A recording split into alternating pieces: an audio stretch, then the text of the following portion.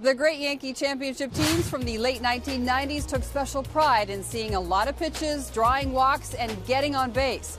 It is a formula Gene Stick Michael instilled as general manager while developing and acquiring players in the early 1990s. In 1990, when I became the GM, I looked at our ball club and we were too right-handed. We were built for Fenway. That's one of the reasons that we went after Paul O'Neill. And that's one of the reasons I made that trade, because we needed left-hand bats. We had Bernie come along, who I thought was going to be a high on-base guy by taking a lot of pitches, and he was a switch hitter with big power. I thought that that's what we needed to do. We needed to get high on base, get people on base. It's something the organization has been committed to ever since, with all the new players they bring up or bring in. And it's high, ball 4. He draws a walk. I was taught by Gene Michael, and I inherited his philosophy, and I'm doing everything in my power to continue to execute that philosophy. Not that one. Out of the zone, and it's 3 balls and no strikes. Our offenses, notwithstanding last year because of injuries, have typically been in the top 3 in baseball on a yearly basis, and that is because of this philosophy. Tillman's lost his rhythm and lost his release point.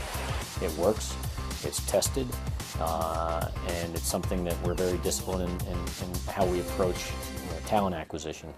Seeing a lot of pitches improves a player's chance to get a walk or see a hittable pitch. It is a strategy many teams have employed in recent years for various reasons. One, to get a pitcher's pitch count up. Another, to force a pitcher to deliver a more desirable pitch to hit. This is a 9-minute at bat right now. And he walked him. I'm a pretty patient hitter. I like to see pitches. I like to try and drive up the pitch count with a pitcher and make him work and make him throw me strikes, and let the other guys see some pitches, especially early in the game, and plan on continuing to improve not just my mechanics and not just different areas of my game, but also improve my mental approach at the plate as well. Currently, the Yankees rank 8th in the American League in on-base percentage and have 3 players in the league's top 25. A major reason why the team has scored over 100 runs already in the young season. The ultimate goal is to score runs. Ellsbury will score. It's a bloop RBI single for Beltran, and the Yankees on the board. Any way you can get on, any way you can, it might be a homer, it might be a single, it might be a ball you hit that you hustled down the line and got on base. Getting on base simply leads to more chances to drive in runs. Whether a player walks, is hit by a pitch, reaches on an error, or gets a hit, it doesn't really matter if he avoids an out or scores a run. Now, there's a lot of ways that you can help your team win a game, and that's what it's about. How many times you cross that plate. Ellsbury scores, and it's now 4-0 Yankees. I'd call myself right in the middle. I take my walk. I don't walk a ton. I walk, but I don't strike out a ton, but I strike out, So I'm kind of right in the middle of all that. So I think it's very important to get on base, especially with this team, because the next guy can take you deep, or the next guy after that can take you deep. We're going to have a lot of guys in our lineup that are going to be dangerous.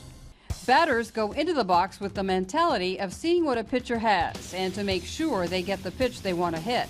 And that also leads to more walks and a higher on-base percentage. This is a game of not making outs.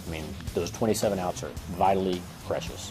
And you want players that don't easily make outs. And how do you not make an out? It's by getting a hit or getting on base with a walk or a hit by pitch. Brian Roberts continues his big night, his 3rd hit of the ballgame, 2nd RBI. And the Yankees now lead 8-1. And the guys that make less outs are the more valuable players in the game.